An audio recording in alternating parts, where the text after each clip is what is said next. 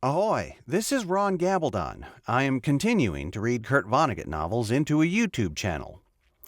I just wanted to give you a quick recap of where we are from the first part going into this second part. In the first part, we met Dr. Wilbur Daffodil-11 Swain. He's our narrator, a 2-foot-tall neanderthaloid genius and former president of the United States. Why is he the former president? Because America has collapsed after the population was decimated by a mysterious plague called the Green Death. He takes us through his childhood, growing up as seeming idiots with his twin sister Eliza in a sequestered mansion in Vermont, hiding their collective genius from their parents and the world. It was a happy, idyllic life, but eventually it did have to end at some point, and it did so in a fairly spectacular way, as you will see in this next part. And here's where things start to go really downhill. Hi-ho. Slapstick by Kurt Vonnegut. Part 2, Chapters 6 through 16. Read by Ron Gabaldon. Chapter 6. Perhaps some people really are born unhappy. I surely hope not. Speaking for my sister and myself, we were born with the capacity and the determination to be utterly happy all the time. Perhaps even in this we were freaks. Hi-ho. What is happiness? In Eliza's and my case, happiness was being perpetually in each other's company, having plenty of servants and good food, living in a peaceful, book-filled mansion on an asteroid covered with apple trees, and growing up as specialized halves of a single brain. Although we pawed and embraced each other a great deal, our intentions were purely intellectual. True, Eliza matured sexually at the age of 7. I, however, would not enter puberty until my last year in Harvard Medical School at the age of 23. Eliza and I used bodily contact in order to increase the intimacy of our brains. Thus did we give birth to a single genius, which died as quickly as we were parted, which was reborn the moment we got together again. We became almost cripplingly specialized as halves of that genius, which was the most important individual in our lives, but which we never named. When we learned to read and write, for example, it was I who actually did the reading and writing.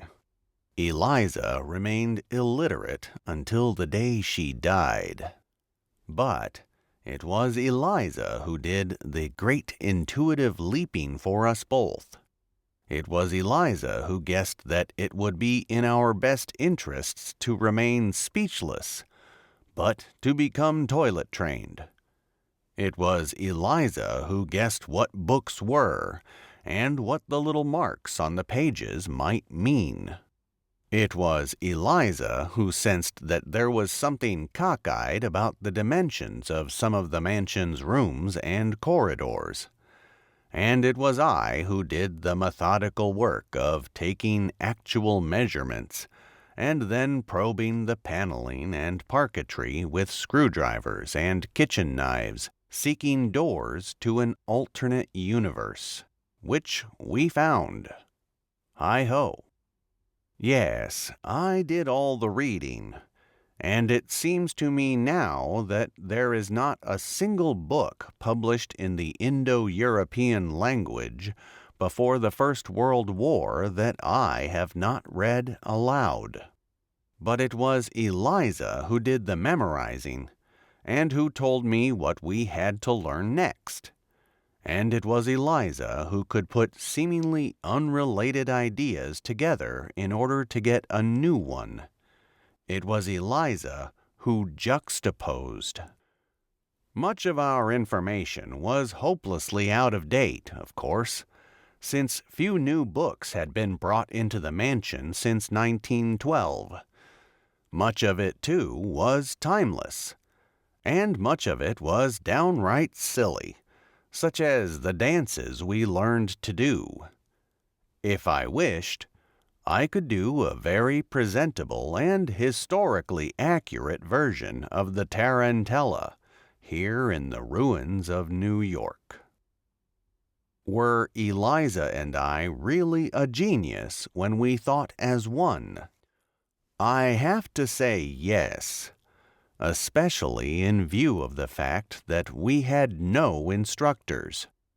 And I am not boasting when I say so, for I am only half of that fine mind.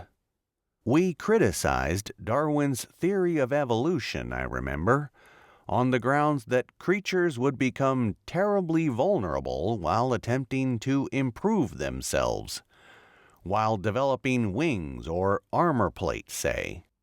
They would be eaten up by more practical animals before their wonderful new features could be refined. We made at least one prediction that was so deadly accurate that thinking about it now leaves me thunderstruck. Listen, we began with the mystery of how ancient peoples had erected the pyramids of Egypt and Mexico, and the great heads of Easter Island, and the barbaric arches of Stonehenge, without modern power sources and tools. We concluded that there must have been days of light gravity in olden times, when people could play tiddlywinks with huge chunks of stone. We supposed that it might even be abnormal on Earth for gravity to be stable for long periods of time. We predicted that at any moment gravity might become as capricious as winds and heat and cold, as blizzards and rainstorms again. Yes, and Eliza and I composed a precocious critique of the Constitution of the United States of America, too. We argued that it was as good a scheme for misery as any, since its success in keeping the common people reasonably happy and proud depended on the strength of the people themselves. And yet it described no practical machinery which would tend to make the people, as opposed to their elected representatives, strong. We said that it was possible that the framers of the Constitution were blind to the beauty of persons who were without great wealth or powerful friends or public office, but who were nonetheless genuinely strong. We thought it was more likely, though, that the framers had not noticed that it was natural and therefore almost inevitable that human beings in extraordinary and enduring situations should think of themselves as composing new families. Eliza and I pointed out that this happened no less in democracies than in tyrannies, since human beings were the same the wide world over, and civilized only yesterday. Elected representatives hence could be expected to become members of the famous and powerful family of elected representatives, which would perfectly naturally make them wary and squeamish and stingy with respect to all other sorts of families, which, again, perfectly naturally subdivided mankind. Eliza and I, thinking as halves of a single genius, proposed that the Constitution be amended so as to guarantee that every citizen, no matter how humble or crazy or incompetent or deformed, somehow be given membership in some family as covertly xenophobic and crafty as the one their public servants formed. Good for Eliza and me. Hi-ho. Chapter 7. How nice it would have been, especially for Eliza, since she was a girl, if we had been ugly ducklings, if we had become beautiful by and by. But we simply grew more preposterous with each passing day. There were a few advantages to being a male 2 meters tall. I was respected as a basketball player at prep school and college, even though I had very narrow shoulders and a voice like a piccolo, and not the first hints of a beard or pubic hair. Yes, and later on, after my voice had deepened and I ran as a candidate for senator from Vermont, I was able to say on my billboards, "It takes a big man to do a big job." But Eliza, who was exactly as tall as I was, could not expect to be welcomed anywhere. There was no conceivable conventional role for a female which could be bent so as to accommodate a 12-fingered, 12-toed, 4-breasted neanderthaloid half-genius, weighing 1 quintal and 2 meters tall. Even as children, we knew we weren't ever going to win any beauty contests. Eliza said something prophetic about that incidentally. She couldn't have been more than 8. She said that maybe she could win a beauty contest on Mars. She was, of course, destined to die on Mars. Eliza's beauty prize there would be an avalanche of iron pyrite, better known as fool's gold. Hi-ho. There was a time in our childhood when we actually agreed that we were lucky not to be beautiful. We knew from all the romantic novels I'd read out loud in my squeaky voice, often with gestures, that beautiful people had their privacy destroyed by passionate strangers. We didn't want that to happen to us, since the two of us alone composed not only a single mind, but a thoroughly populated universe. This much I must say about our appearance at least. Our clothing was the finest that money could buy. Our astonishing dimensions, which changed radically almost from month to month, were mailed off regularly in accordance with our parents' instructions to some of the finest tailors and cobblers and dressmakers and shirtmakers and haberdashers in the world.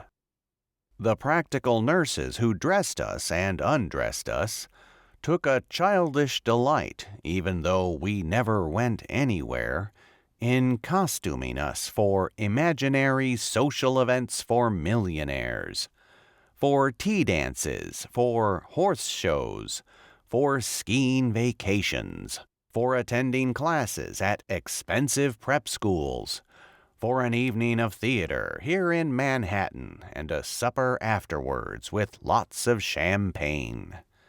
And so on. Hi-ho. We were aware of all the comedy in this, but as brilliant as we were when we put our heads together, we did not guess until we were 15 that we were also in the midst of a tragedy. We thought that ugliness was simply amusing to people in the outside world, but we did not realize that we could actually nauseate strangers who came upon us unexpectedly. We were so innocent as to the importance of good looks, in fact, that we could see little point to the story of the ugly duckling, which I read out loud to Eliza one day in the mausoleum of Professor Elihu Roosevelt Swain. The story, of course, was about a baby bird that was raised by ducks, who thought it was the funniest-looking duck they had ever seen. But then it turned out to be a swan when it grew up. Eliza, I remember, said she thought it would have been a much better story if the little bird had waddled up on shore and turned into a rhinoceros. Hi-ho. Chapter 8. Until the eve of our 15th birthday, Eliza and I never heard anything bad about ourselves when we eavesdropped from the secret passageways. The servants were so used to us that they hardly ever mentioned us, even in moments of deepest privacy. Dr. Mott seldom commented on anything but our appetites and our excretions. And our parents were so sickened by us that they were tongue-tied when they made their annual space voyage to our asteroid. Father, I remember, would talk to Mother rather haltingly and listlessly about world events he had read about in news magazines. They would bring us toys from F.A.O. Schwartz, guaranteed by that emporium to be educational for 3-year-olds. Hi-ho. Yes, and I think now about all the secrets about the human condition I withhold from young Melody and Isidore, for their own peace of mind, the fact that the human afterlife is no good, and so on. And then I am awed yet again by the perfect Lulu of a secret that was concealed from Eliza and me for so long, that our own parents wished we would hurry up and die. We imagined lazily that our 15th birthday would be like all the rest. We put on the show we had always put on. Our parents arrived at our supper time, which was 4 in the afternoon. We would get our presents the next day. We threw food at each other in our tile-lined dining room. I hit Eliza with an avocado. She hit me with a filet mignon. We bounced Parker House rolls off the maid. We pretended not to know that our parents had arrived and were watching us through a crack in the door.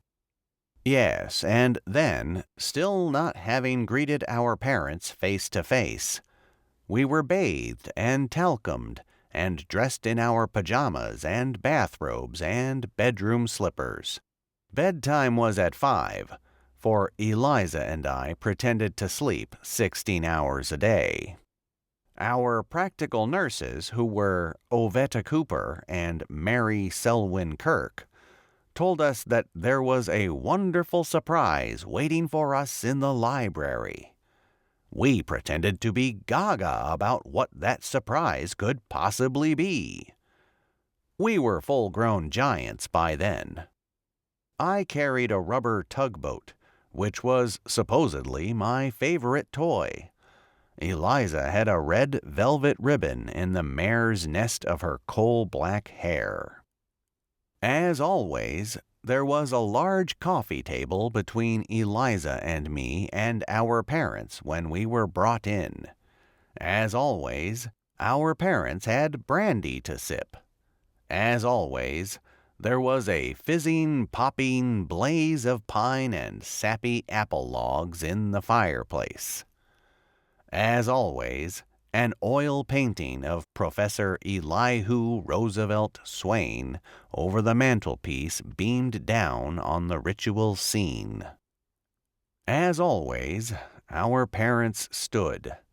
They smiled up at us with what we still did not recognize as bittersweet dread. As always, we pretended to find them adorable, but not to remember who they were at first. As always, Father did the talking. "How do you do, Eliza and Wilbur?" he said. "You are looking very well. We are very glad to see you. Do you remember who we are?" Eliza and I consulted with one another uneasily, drooling and murmuring in ancient Greek. Eliza said to me in Greek, I remember, that she could not believe that we were related to such pretty dolls. Father helped us out. He told us the name we had given to him years ago. "I am Bluthla," he said. Eliza and I pretended to be flabbergasted. "Bluthla," we told each other. We could not believe our good fortune. "Bluthla, Bluthla," we cried.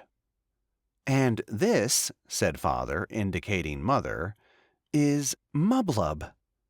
This was even more sensational news to Eliza and me. "Mublub, Mublub," we exclaimed. And now Eliza and I made a great intellectual leap, as always.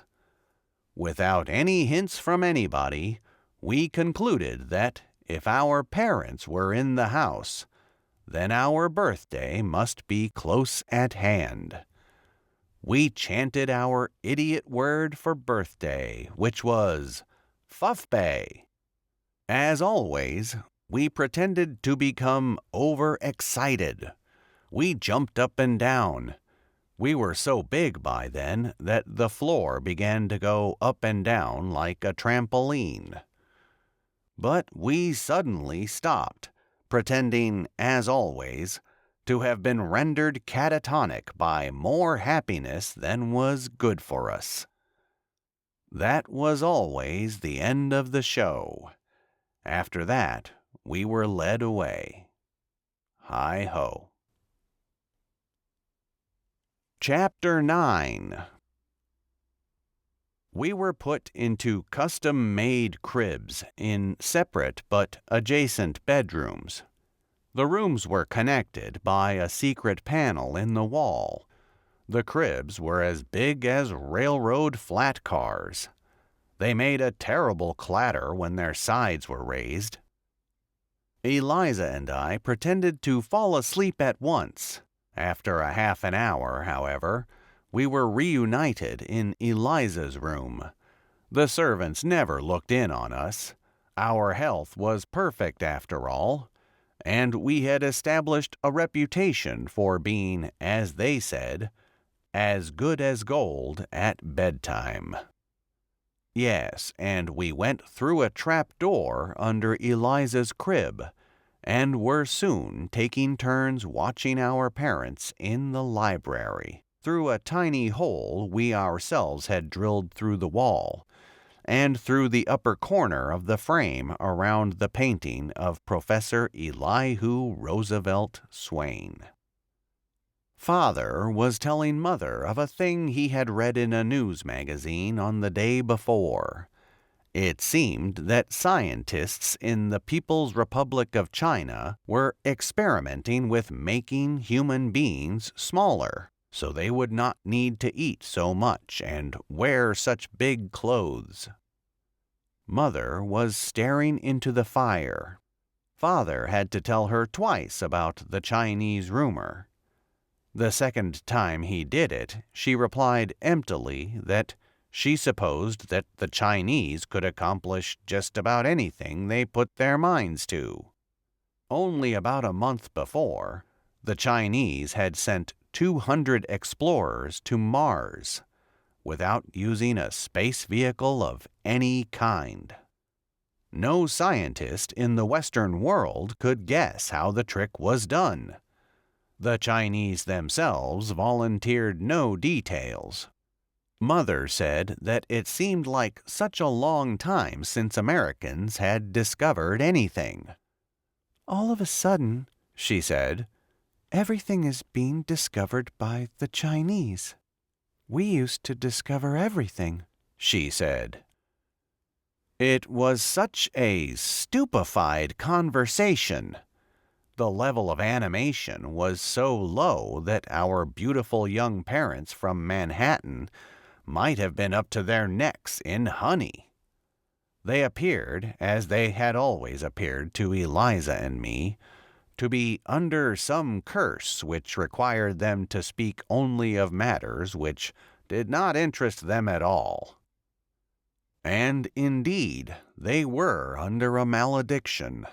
But Eliza and I had not guessed its nature, that they were all but strangled and paralyzed by the wish that their own children would die.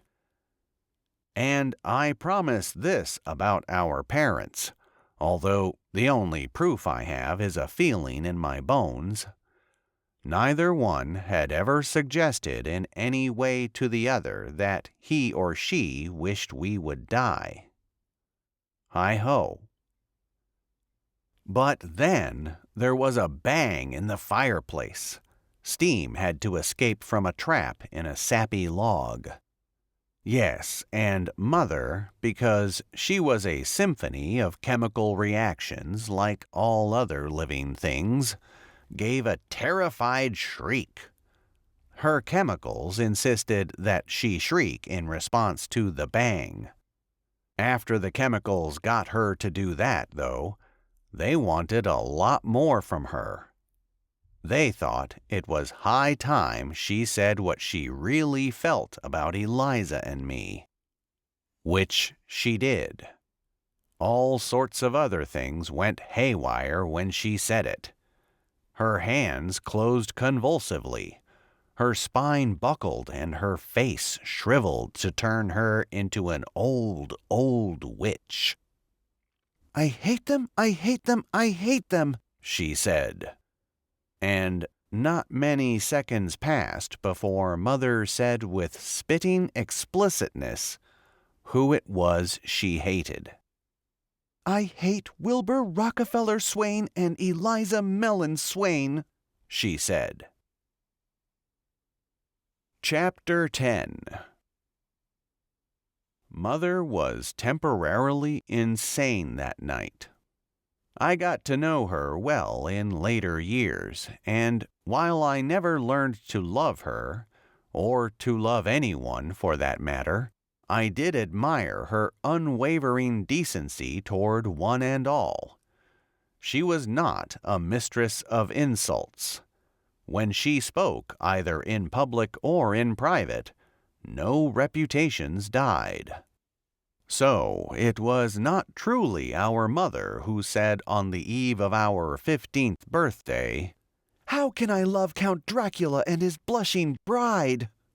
meaning Eliza and me.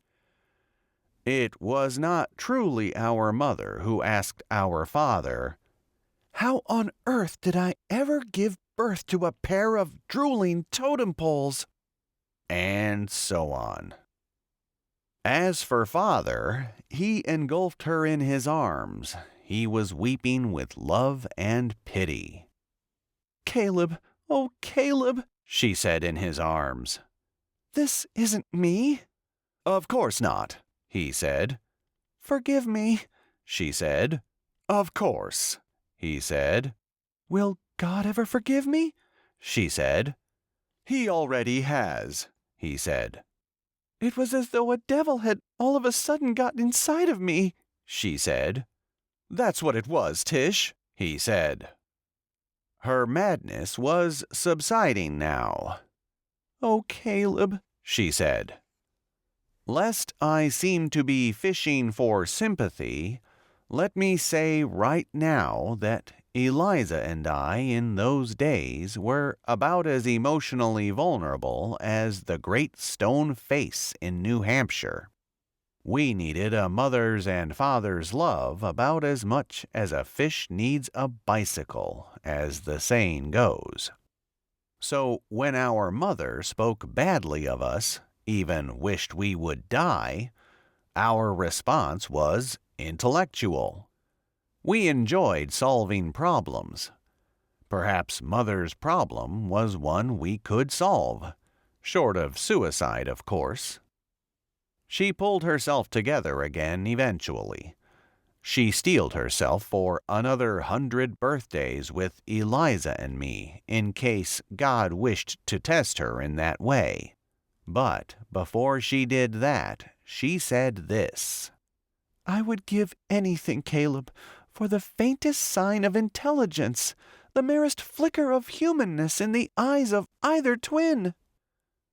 This was easily arranged. Hi-ho. So, Eliza and I went back to Eliza's room, and we painted a big sign on a bedsheet.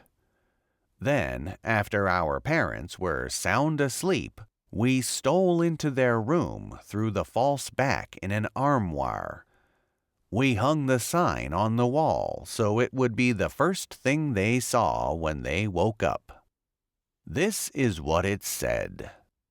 "Dear Mater and Pater, we can never be pretty, but we can be as smart or as dumb as the world really wants us to be.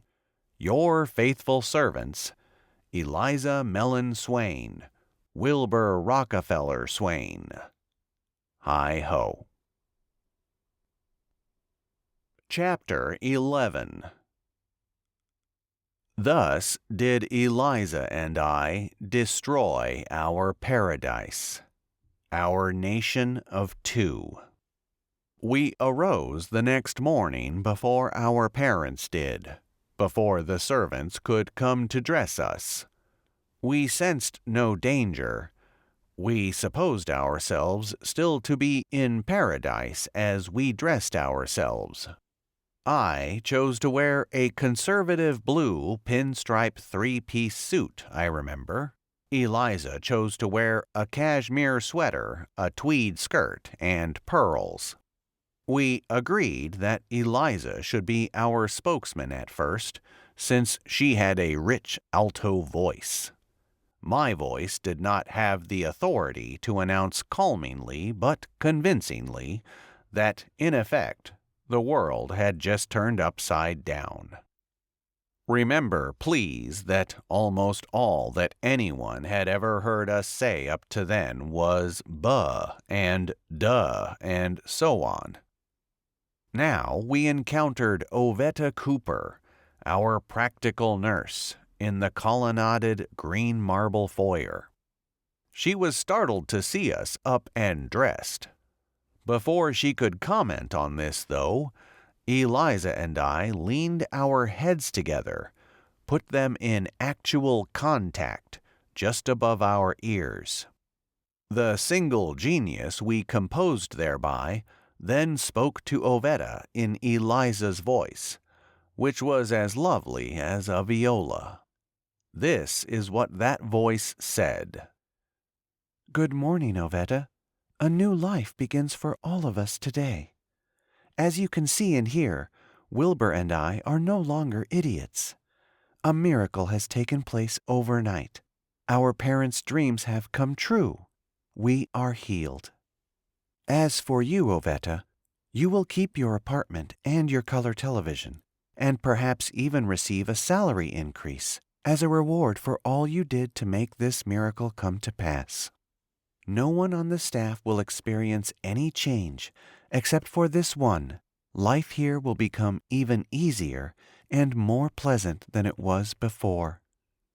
Ovetta, a bleak Yankee dumpling, was hypnotized, like a rabbit who has met a rattlesnake. But Eliza and I were not a rattlesnake. With our heads together, we were one of the gentlest geniuses the world has ever known. "We will not be using the tiled dining room any more," said Eliza's voice. "We have lovely manners, as you shall see. Please have our breakfast served in the solarium, and notify us when Mater and Pater are up and around. It would be very nice if, from now on, you would address my brother and me as Master Wilbur and Mistress Eliza. You may go now and tell the others about the miracle." Ovetta remained transfixed. I at last had to snap my fingers under her nose to wake her up. She curtsied. "As you wish, Mistress Eliza," she said, and she went to spread the news. As we settled ourselves in the solarium, The rest of the staff straggled in humbly to have a look at the young master and the young mistress we had become. We greeted them by their full names. We asked them friendly questions which indicated that we had a detailed understanding of their lives. We apologized for having perhaps shocked some of them for changing so quickly. "We simply did not realize," Eliza said, "that anybody wanted us to be intelligent." We were by then so in charge of things that I too dared to speak of more important matters. My high voice wouldn't be silly any more. "With your cooperation," I said, "we will make this mansion famous for intelligence as it has been infamous for idiocy in days gone by. Let the fences come down." "Are there any questions?" said Eliza. There were none. Somebody called Dr. Mott. Our mother did not come down to breakfast. She remained in bed, petrified. Father came down alone. He was wearing his nightclothes. He had not shaved. Young as he was palsied and drawn. Eliza and I were puzzled that he did not look happier. We hailed him not only in English, but in several other languages we knew. It was to one of these foreign salutations that he responded at last. "Bonjour," he said. "Sit thee doon, said Eliza merrily. The poor man sat. He was sick with guilt, of course, over having allowed intelligent human beings, his own flesh and blood, to be treated like idiots for so long. Worse, his conscience and his advisers had told him before that it was all right if he could not love us, since we were incapable of deep feelings, and since there was nothing about us, objectively, that anyone in his right mind could love. But now it was his duty to love us, and he did not think he could do it. He was horrified to discover what our mother knew she would discover if she came downstairs. That intelligence and sensitivity in monstrous bodies like Eliza's and mine merely made us more repulsive. This was not Father's fault or Mother's fault. It was not anybody's fault. It was as natural as breathing to all human beings, and to all warm-blooded creatures for that matter, to wish quick deaths for monsters. This was an instinct. And now Eliza and I had raised that instinct to intolerable tragedy. Without knowing what we were doing, Eliza and I were putting the traditional curse of monsters on normal creatures. We were asking for respect. Chapter 12. In the midst of all the excitement, Eliza and I allowed our heads to be separated by several feet, so we were not thinking brilliantly anymore. We became dumb enough to think that Father was merrily sleepy, so we made him drink coffee, and we tried to wake him up with some songs and riddles we knew. I remember I asked him if he knew why cream was so much more expensive than milk. He mumbled that he did not know the answer. So Eliza told him, "It's because the cows hate to squat on those little bottles." We laughed about that. We rolled on the floor. And then Eliza got up and stood over him with her hands on her hips and scolded him affectionately, as though he were a little boy. "Oh, what a sleepyhead," she said. "Oh, what a sleepyhead." At that moment, Dr. Stuart Rawlings Mott arrived. Although Dr. Mott had been told on the telephone about Eliza's and my sudden metamorphosis, the day was like any other day to him, seemingly. He said what he always said when he arrived at the mansion. "And how is everybody today?" I now spoke the first intelligent sentence Dr. Mott had ever heard from me.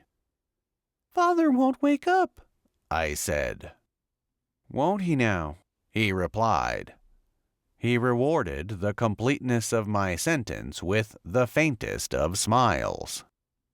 Dr. Mott was so unbelievably bland, in fact, that he turned away from us to chat with Ovetta Cooper, the practical nurse. Her mother had apparently been sick down in the hamlet. "Ovetta," he said, "you'll be pleased to know that your mother's temperature is almost normal." Father was angered by this casualness, and no doubt glad to find someone with whom he could be openly angry. "How long has this been going on, Doctor?" he wanted to know. "How long have you known about their intelligence?" Dr. Mott looked at his watch. "Since about 42 minutes ago," he said. "You don't seem in the least surprised," said Father. Dr. Mott appeared to think this over, then he shrugged. "I'm certainly very happy for everybody," he said. I think it was the fact that Dr. Mott himself did not look at all happy when he said that, which caused Eliza and me to put our heads together again. Something very queer was going on that we badly needed to understand. Our genius did not fail us. It allowed us to understand the truth of the situation, that we were somehow more tragic than ever. But our genius, like all geniuses, suffered periodic fits of monumental naivete.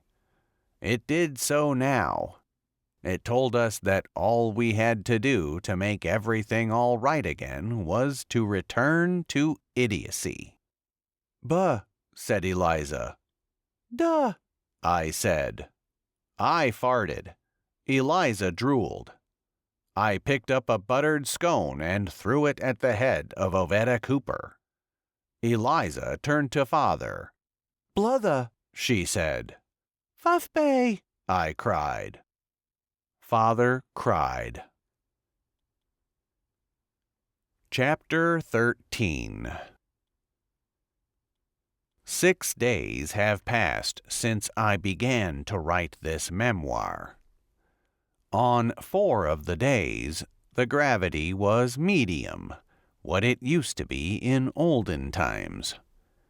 It was so heavy yesterday that I could hardly get out of bed, out of my nest of rags in the lobby of the Empire State Building. When I had to go to the elevator shaft we use for a toilet, making my way through the thicket of candlesticks I own, I crawled on all 4s. Hi-ho. Well, the gravity was light on the first day, and it is light again today. I have an erection again, and so does Isidore, the lover of my granddaughter Melody. So does every male on the island. Yes, and Melody and Isidore have packed a picnic lunch and have gone bounding up to the intersection of Broadway and 42nd Street, where, on days of light gravity, they are building a rustic pyramid. They do not shape the slabs and chunks and boulders they put into it, and neither do they limit their materials to masonry. They throw in I-beams and oil drums and tires and automobile parts and office furniture and theater seats too, and all manner of junk. But I have seen the results, and what they are building will not be an amorphous trash pile when it is done. It will clearly be a pyramid. Yes, and if archaeologists of the future find this book of mine, they will be spared the fruitless labor of digging through the pyramid in search of its meaning. There are no secret treasure rooms in there, no chambers of any kind. Its meaning, which is minuscule in any event, lies beneath the manhole cover over which the pyramid is constructed. It is the body of a stillborn male. The infant is enclosed in an ornate box, which was once a humidor for fine cigars. That box was placed on the floor of the manhole 4 years ago, amid all the cables and pipes down there, by Melody, who was its mother at the age of 12, and by me, who was its great-grandfather, and our nearest neighbor and dearest friend, Vera Chipmunk 5 Zappa. The pyramid itself is entirely the idea of Melody and Isidore, who became her lover later on. It is a monument to a life that was never lived, to a person who was never named. Hi-ho. It is not necessary to dig through the pyramid to reach the box. It can be reached through other manholes. Beware of rats. Since the infant was an heir of mine, the pyramid might be called this: the tomb of the Prince of Candlesticks. The name of the father of the Prince of Candlesticks is unknown. He forced his attentions on Melody on the outskirts of Schenectady. She was on her way from Detroit in the Kingdom of Michigan to the Island of Death, where she hoped to find her grandfather, who was the legendary Dr. Wilbur Daffodil-11 Swain. Melody is pregnant again, this time by Isidore. She is a bow-legged little thing, rickety and snaggle-toothed, but cheerful. She ate very badly as a child, as an orphan in the harem of the King of Michigan. Melody sometimes looks to me like a merry old Chinese woman, although she is only 16. A pregnant girl who looks like that is a sad thing for a pediatrician to see. But the love that the robust and rosy Isidore gives her counterbalances my sadness with joy. Like almost all the members of his family, the raspberries, Isidore has nearly all his teeth, and remains upright even when the gravity is most severe. He carries Melody around in his arms on days like that, and has offered to carry me. The raspberries are food gatherers mainly, living in and around the ruins of the New York Stock Exchange. They fish off docks. They mine for canned goods. They pick fruits and berries they find. They grow their own tomatoes and potatoes and radishes and little more. They trap rats and bats and dogs and cats and birds and eat them. A raspberry will eat anything. Chapter 14. I wish Melody what our parents once wished Eliza and me: a short but happy life on an asteroid. Hi-ho. Yes, and I have already said Eliza and I might have had a long and happy life on an asteroid if we had not showed off our intelligence one day. We might have been in the mansion still, burning the trees and the furniture and the banisters and the paneling for warmth, and drooling and babbling when strangers came. We could have raised chickens. We could have had a little vegetable garden. And we could have amused ourselves with our ever-increasing wisdom, caring nothing for its possible usefulness. The sun is going down. Thin clouds of bats stream out from the subway, jittering, squeaking, dispersing like gas. As always, I shudder. I can't think of their noise as a noise. It is a disease of silence instead. I write on, in the light of a burning rag in a bowl of animal fat. I have 1,000 candlesticks, but no candles. Melody and Isidore play backgammon on a board I painted on the lobby floor. They double and redouble each other and laugh. They are planning a party for my 101st birthday, which is a month away. I eavesdrop on them sometimes. Old habits are hard to break. Vera Chipmunk 5 Zappa is making new costumes for the occasion, for herself and her slaves. She has mountains of cloth in her storerooms in Turtle Bay. The slaves will wear pink pantaloons and golden slippers and green silk turbans with ostrich feather plumes, I heard Melody say. Vera will be borne to the party in a sedan chair, I've heard, surrounded by slaves carrying presents and food and drink and torches, and frightening away wild dogs with the clangor of dinner bells. Hi-ho.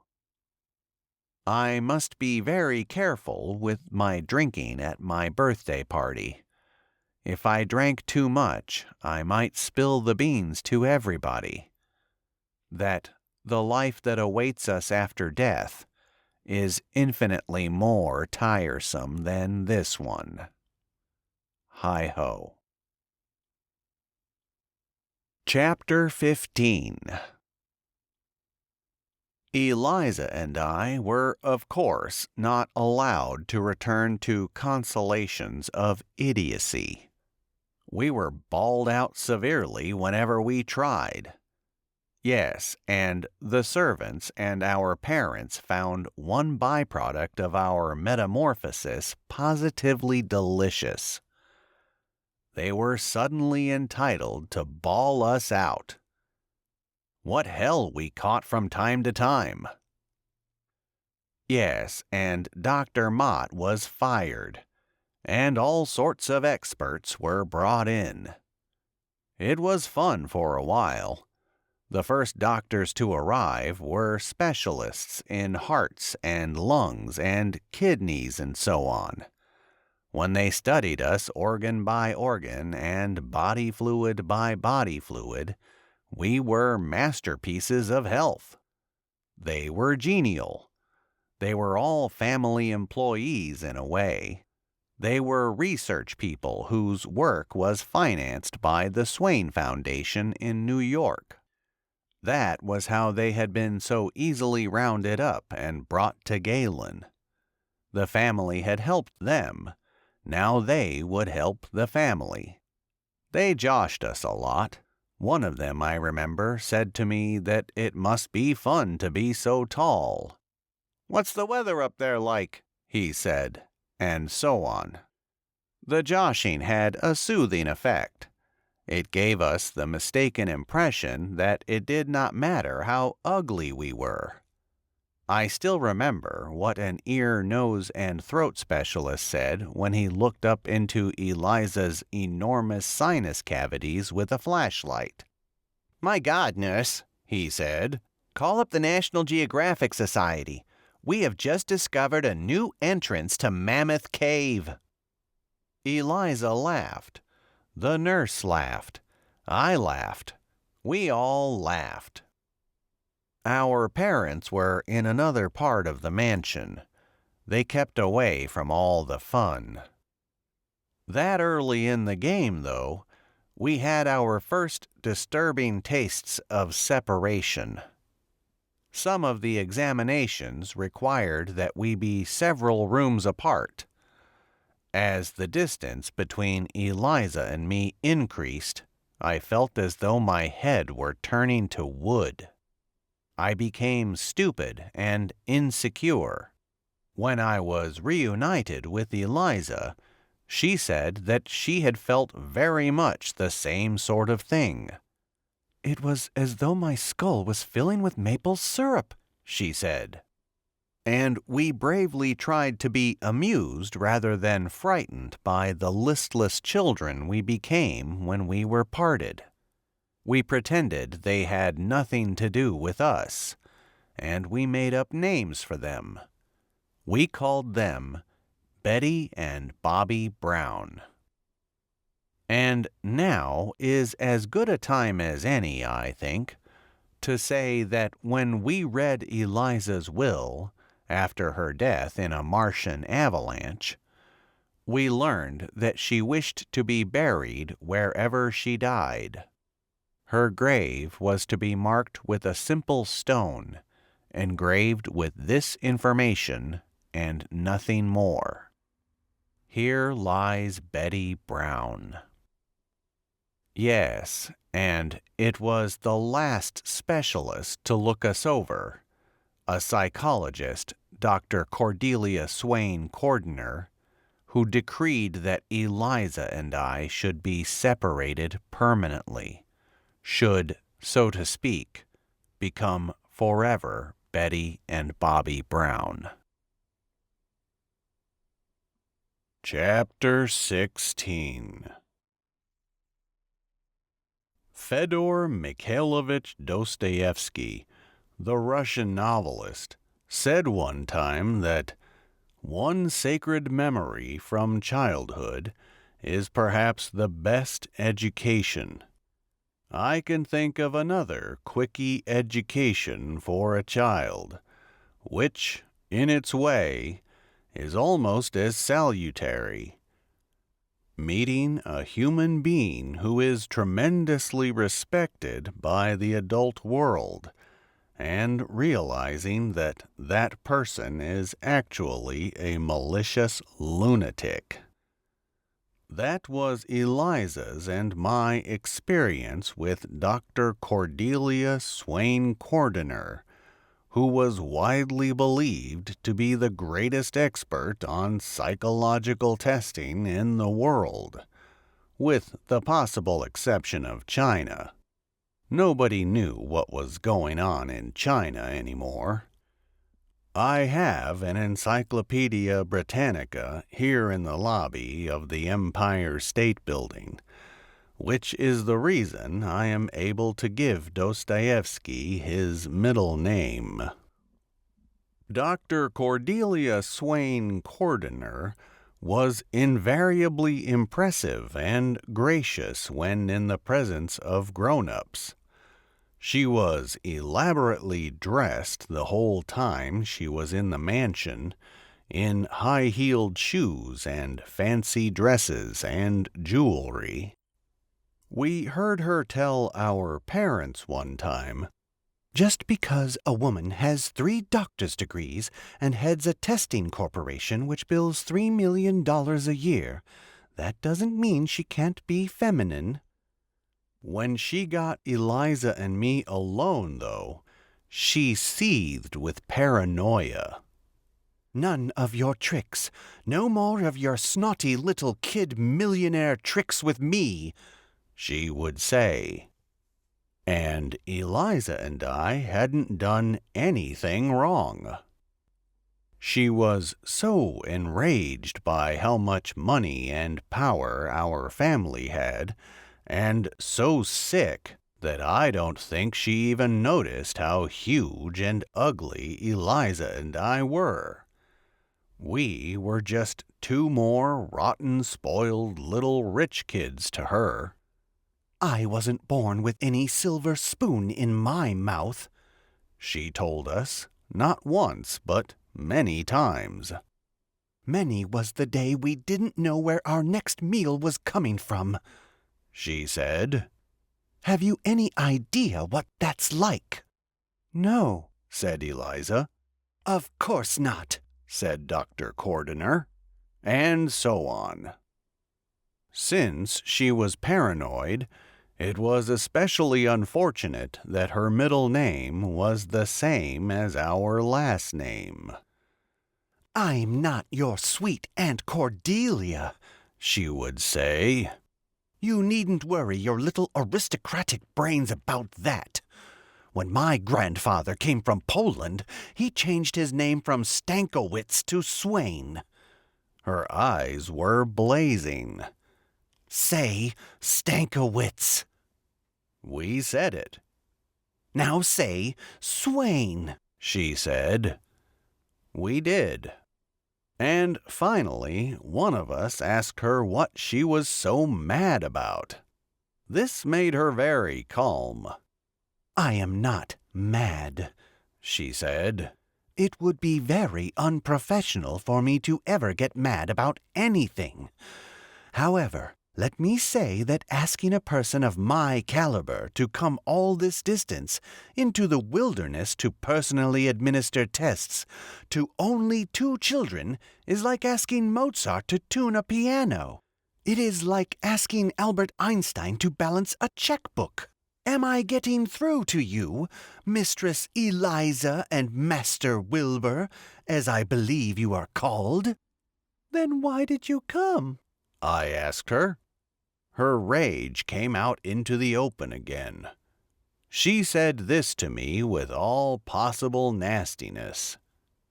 Because money talks, little Lord Fauntleroy. We were further shocked when we learned that she meant to administer tests to us separately. We said innocently that we would get many more correct answers if we were allowed to put our heads together. She became a tower of irony. Why, of course, Master and Mistress, she said. And wouldn't you like to have an encyclopedia in the room with you, too? And maybe the faculty of Harvard University to tell you the answers, in case you're not sure? That would be nice, we said. In case nobody has told you, she said, this is the United States of America, where everybody has a right to rely on everybody else, where everybody learns to make his or her own way. I'm here to test you, she said. But there's a basic rule for life I'd like to teach you, too, and you'll thank me for it in years to come. This was the lesson. Paddle your own canoe, she said. Can you say that and remember it? Not only could I say it, but I remember it to this day. Paddle your own canoe. Hi-ho. So, we paddled our own canoes. We were tested as individuals at the stainless steel table in the tile-lined dining room. When one of us was in there with Dr. Cordiner, with Aunt Cordelia, as we came to call her in private, the other one was taken as far away as possible, to the ballroom at the top of the tower at the north end of the mansion. Withers Witherspoon had the job of watching whichever one of us was in the ballroom. He was chosen for the job because he had been a soldier at one time. We heard Aunt Cordelia's instructions to him. She asked him to be alert to clues that Eliza and I were communicating telepathically. Western science, with a few clues from the Chinese, had at last acknowledged that some people could communicate with certain others without visible or audible signals. The transmitters and receivers for such spooky messages were on the surfaces of sinus cavities, and those cavities had to be healthy and clear of obstructions. The chief clue which the Chinese gave the West was this puzzling sentence, delivered in English, which took years to decipher. "I feel so lonesome when I get hay fever or a cold." Hi-ho. Well, mental telepathy was useless to Eliza and me over distances greater than 3 meters. With one of us in the dining room and the other in the ballroom, our bodies might as well have been on different planets, which is in fact their condition today. Oh, sure, and I could take written examinations, but Eliza could not. When Aunt Cordelia tested Eliza, she had to read each question out loud to her, and then write down her answer. And it seemed to us that we missed absolutely every question. But we must have answered a few correctly, for Dr. Cordiner reported to our parents that our intelligence was low normal for their age. She said further, not knowing that we were eavesdropping, that Eliza would probably never learn to read or write, and hence could never be a voter or hold a driver's license.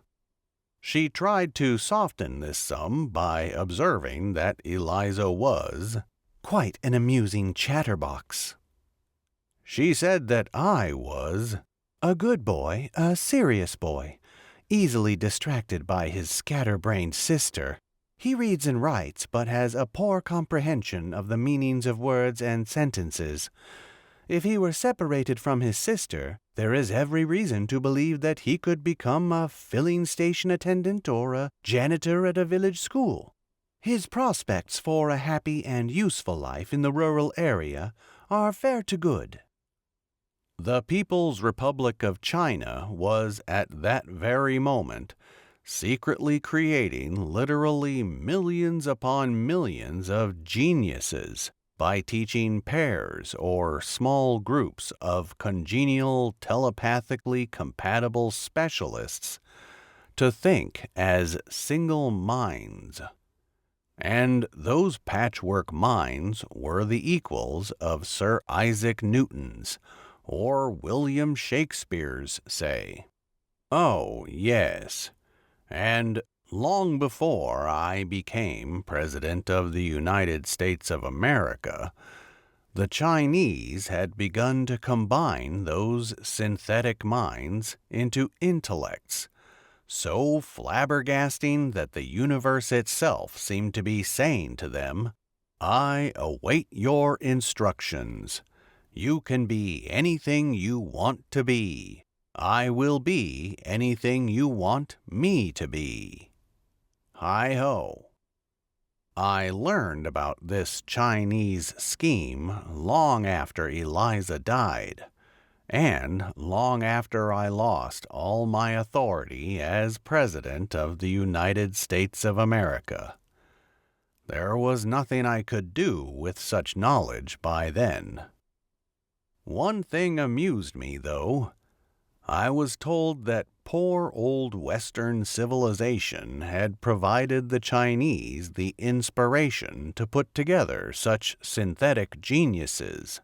The Chinese got the idea from the American and European scientists who put their heads together during the Second World War with the single-minded intention of creating an atomic bomb. Hi-ho.